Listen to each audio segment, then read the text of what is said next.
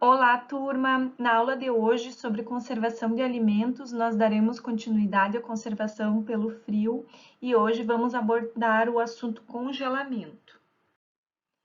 O congelamento, então, é o processo de conservação que utiliza temperaturas que variam entre -10 e -40 graus. Então, nesse tipo de tecnologia, nós utilizamos temperaturas mais baixas que a refrigeração, abaixo, então, do ponto de congelamento. Permite, dessa forma, o armazenamento de produtos bastante perecíveis, como a carne, como produtos lácteos e também produtos derivados de vegetais com poucas alterações organolépticas. E o efeito do congelamento se dá pela inibição do crescimento microbiano e retardo de processos metabólicos. Sabe-se que existem algumas zonas, mesmo abaixo de -20 graus, em que nós temos uma alta concentração de solutos e que elas podem ficar não completamente congeladas. Então, nesse espaço, nessas áreas, poderia-se ter algumas reações e também algum crescimento de micro-organismos, mas muito pouco. O congelamento é um método caro, por quê? Porque a gente precisa de equipamentos que geram frio em grande quantidade e, além disso, é necessária a manutenção da cadeia do frio até o momento do consumo. Então, todos os colaboradores e todos os atores desse processo até chegar na mesa do consumidor devem estar conscientes, então, que processos de oscilação na temperatura vão prejudicar a qualidade do produto. A escolha do método de congelamento a ser utilizado na indústria vai depender das características do produto, mas principalmente dos aspectos econômicos.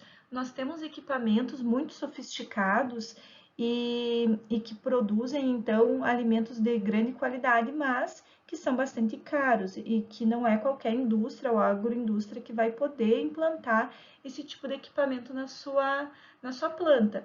No entanto, eu disponibilizei 2 vídeos, no final da aula vocês vão ter acesso ao vídeo, vocês vão ver que a indústria de carnes, a grande maioria utilizam esses equipamentos, pois resultam em produtos de alta qualidade e até mesmo esses produtos que nós encontramos os pedaços congelados individualmente, então tu não precisa descongelar toda uma peça para depois fazer os cortes. Então, são equipamentos que resultam em produtos de alta qualidade, mas a gente tem o aspecto econômico, então, que pesa dependendo das condições de cada empresa. O ponto de congelamento, então, trazendo um pouquinho dessa parte conceitual para vocês, de uma solução, ela é sempre mais baixo que o solvente puro. O que isso quer dizer? O solvente puro, no caso a água dos alimentos, na grande maioria, congela a 0 graus. No entanto, nos alimentos nós temos vários solutos, né, solubilizados nesse solvente. Então, nós temos sais minerais, nós temos carboidratos, diferentes nutrientes ali solubilizados. Então, nós temos uma temperatura de congelamento inferior a 0 graus, então menos determinada, menos 0,1, menos 2, né, dependendo do alimento. Então, eu trouxe essa tabela para vocês verem que o congelamento vai depender da umidade e do teor, então, de solutos que estão solubilizados na água presente daquele alimento. Então, se nós olharmos as verduras, então, elas congelam em uma temperatura de menos 0,8 a menos 0, desculpa, menos 0,8 a menos 2,8. Então, nós vamos ter diferentes pontos de congelamento para diferentes alimentos. E isso deve estar bem ajustado e deve ser bem conhecido para se ter, né, um produto de qualidade no final do processo. Quanto aos aspectos microbiológicos que eu gostaria de trazer para vocês sobre o congelamento. O congelamento vai eliminar as células vegetativas, no entanto, os esporos vão ser pouco afetados. Então, eu vou ter que ter cuidado com o processo de descongelamento, assim como eu vou manipular esse alimento após o descongelamento. Ele deve ser, de preferência, imediatamente preparado, para não se dar condições para que esses esporos germinem, né, e gerem então uma contaminação no meu alimento. O crescimento microbiano, então, nós sabemos que a menos 18 graus ele não ocorre. No entanto, sabe-se que as temperaturas utilizadas posteriormente na estocagem, que podem não ser tão frias, podem permitir então o crescimento de pseudomonas ou de leveduras, e que então podem posteriormente no descongelamento e na demora, talvez na preparação do alimento, causar um problema microbiológico. Os principais fatores, então, relacionados à morte ou injúria dos micro-organismos durante o processo de congelamento são os devido aos danos mecânicos à parede celular e às membranas, devido à formação de cristais intracelulares, que eu vou falar posteriormente para vocês como eles são formados. Além disso, ocorre perda do balanço eletrolítico, resultando então em desidratação e aumento da concentração dos solutos, né, nos cristais de gelo que são formados, que resultam então em desnaturação de proteínas. Além disso, o congelamento pode causar uma ruptura de membrana das bactérias, dos micro-organismos, devido então a uma compressão e diminuição do volume celular. E além disso, então, os micro-organismos podem sofrer danos pelo processo de recristalização, então, danos físicos, né, devido ao processo desses cristais, então, que vão causar rupturas nas células dos micro-organismos. Outro aspecto interessante a ser mencionado é o relacionado às enzimas. O congelamento, então, sabe-se que ele não paralisa as reações enzimáticas, ele apenas retarda. Essas reações elas vão ser mais lentas, né, quanto mais baixas forem as temperaturas aplicadas. Então, nós temos uma diminuição das transformações bioquímicas. No entanto, nós sabemos que as enzimas elas podem ser um problema, principalmente em alimentos de origem vegetal. Então, as atividades enzimáticas nesses produtos elas podem ser paralisadas antes do congelamento. Então, é amplamente utilizado pela indústria alimentícia, então, de processamento de vegetais, a aplicação do branqueamento, que é, então, um tipo de tratamento térmico brando que visa, então, fazer essa inativação enzimática, como nós já vimos, né, quando nós estudamos a conservação pelo calor, então, o uso do branqueamento, ele tem, entre outras funções, mas nós podemos destacar como uma das principais a questão, então, da inativação enzimática. Então, se eu faço essa inativação antes do congelamento, eu não vou ter o problema, então, com essas enzimas posteriormente durante o congelamento. Isso é muito usado e muito importante, por exemplo, no processamento de batatas, que vão ser utilizadas, então, para fritura, né? Batatas fritas, pré-cozidas, que se chama, elas são pré-cozidas porque é feito esse branqueamento antes delas serem congeladas. Então, elas vão ser, posteriormente, quando forem, né, utilizadas para fritura, elas não vão, então, sofrer com o processo de escurecimento, que se nós formos fazer de uma forma doméstica, em casa, apenas cortar as batatas e congelar, nós vamos ver que elas vão escurecer durante o congelamento. No entanto, se nós fizermos esse pré-cozimento, submetermos então essas batatas fatiadas a esse processamento de branqueamento antes do congelamento, nós vamos obter então um produto também de qualidade. Sobre os métodos de congelamento, então, o que se deve levar em consideração? A temperatura utilizada, o tamanho, então, e a geometria do produto vão influenciar, né, na temperatura que eu vou utilizar, no tempo que eu vou expor, né, ao congelamento e depois, né, ele vai para o armazenamento. Então, normalmente se congela a temperaturas entre 10 e 12 graus menores abaixo da temperatura depois que o alimento vai ser armazenado. Por exemplo, eu congelo a menos 40 graus e depois eu mantenho o armazenamento a menos 20. Normalmente é assim que funciona. E também a condutividade do produto e da embalagem durante o congelamento vão influenciar. Trago também uma tabela para vocês sobre o congelamento, então, utilizando embalagens, né?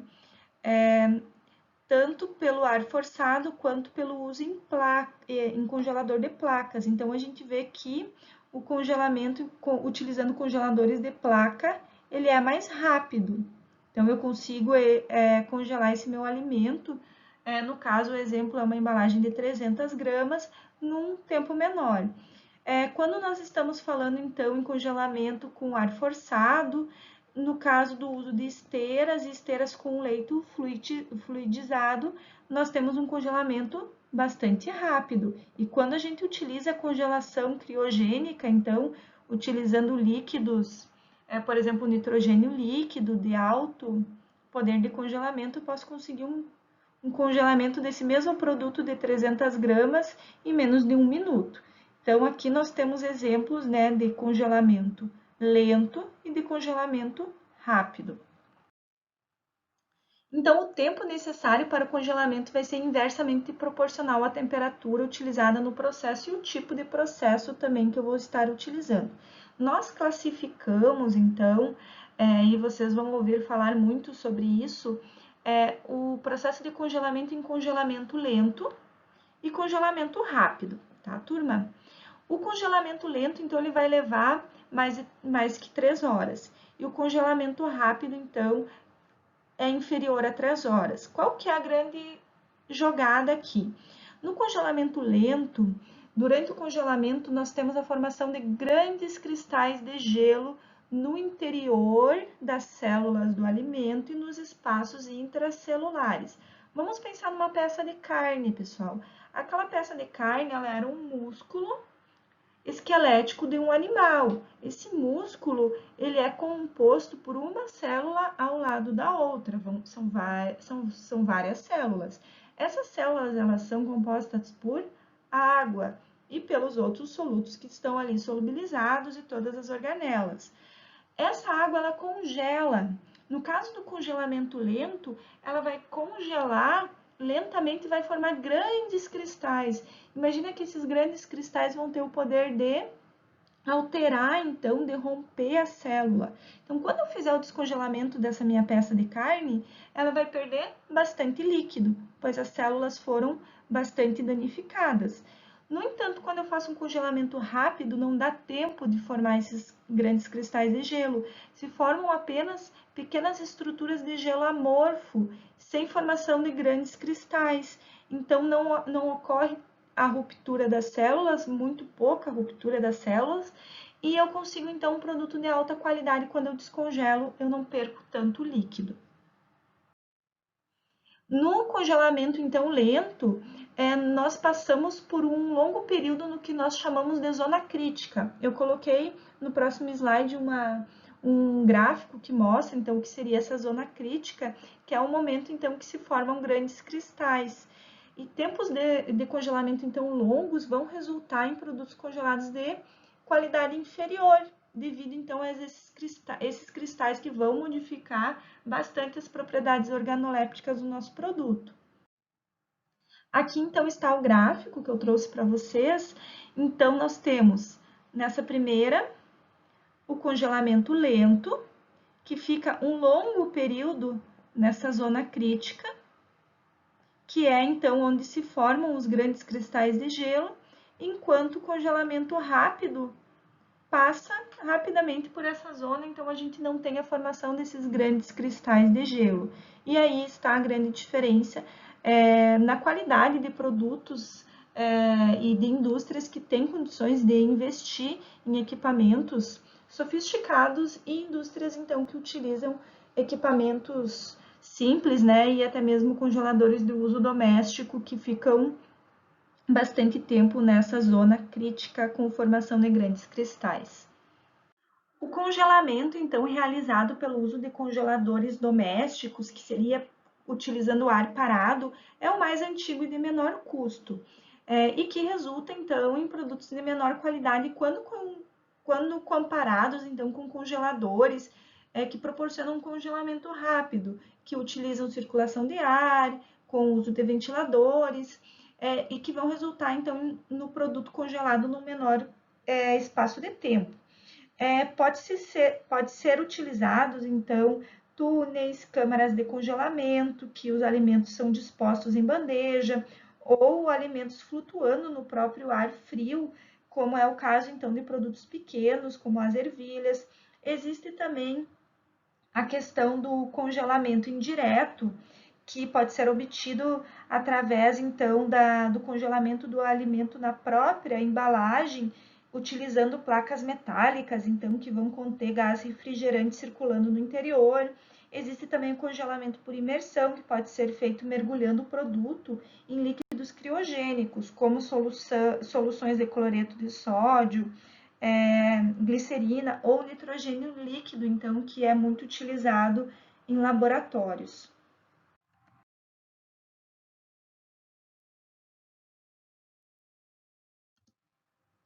Os aspectos, então, relacionados à qualidade do produto congelado.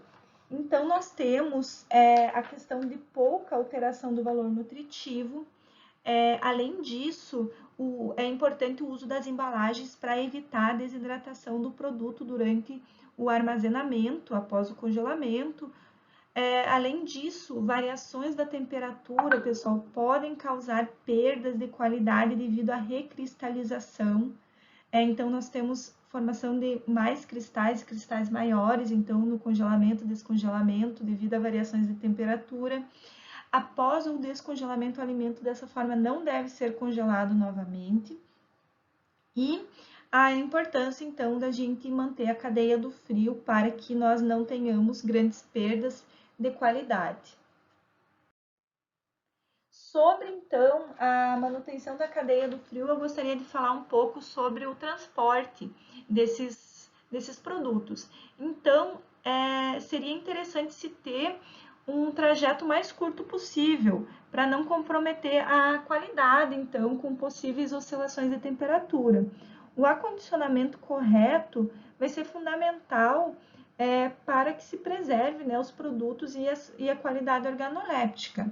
Os veículos, então, devem estar em dia, eles devem ter os cuidados de higienização, todos previstos, então, de acordo com as boas práticas de fabricação, para não termos problemas, então, de contaminação desses produtos.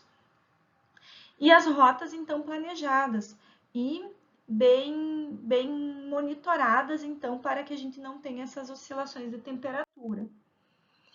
Aqui eu trago, então, imagem de alguns equipamentos que fazem transporte de alimentos, então, congelados, no caso da aula de hoje, e a importância da circulação do ar, então, entre os pallets, entre as embalagens contendo esses alimentos congelados, para que não se tenha perdas, né, por oscilação de temperatura, por não circular o ar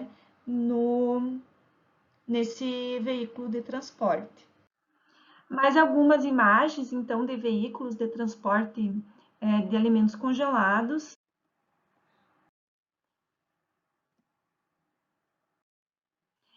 Todos esses veículos, então, de acordo com uma portaria da nossa legislação, eles devem ser providos de dispositivo de monitoramento de temperatura do ar interno, tá? Então, com termômetros calibrados que permitam a fácil leitura pelo responsável pelo transporte. Então, aqui uma outra imagem de um caminhão que permite o transporte de produtos refrigerados e congelados no mesmo veículo. Trago a imagem, então, de um transporte não adequado de alimentos congelados, né, pessoal? Então, isso vai prejudicar com certeza a qualidade do produto. Um outro transporte, então, sem equipamento, né, de produzir frio, congelamento, provavelmente esse baú ele é simplesmente colocado gelo e os produtos ali dentro, na melhor das hipóteses, então também não é o adequado.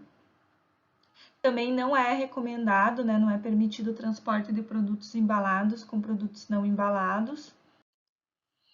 E sobre a aula de hoje, pessoal, eu disponibilizei para vocês, então, 2 vídeos bem interessantes que vão mostrar para vocês um pouco sobre essa tecnologia de congelamento, então, em empresas de congelamento de frango. Eu fico à disposição, então, para dúvidas para vocês no nosso grupo do WhatsApp, assim como no fórum do SIGA, que vai estar aberto na aula de hoje. Está aqui também o link da videoaula e eu vou disponibilizar para vocês essa aula em PDF para quem desejar imprimir, então. Bons estudos, turma, um abraço e fico à disposição.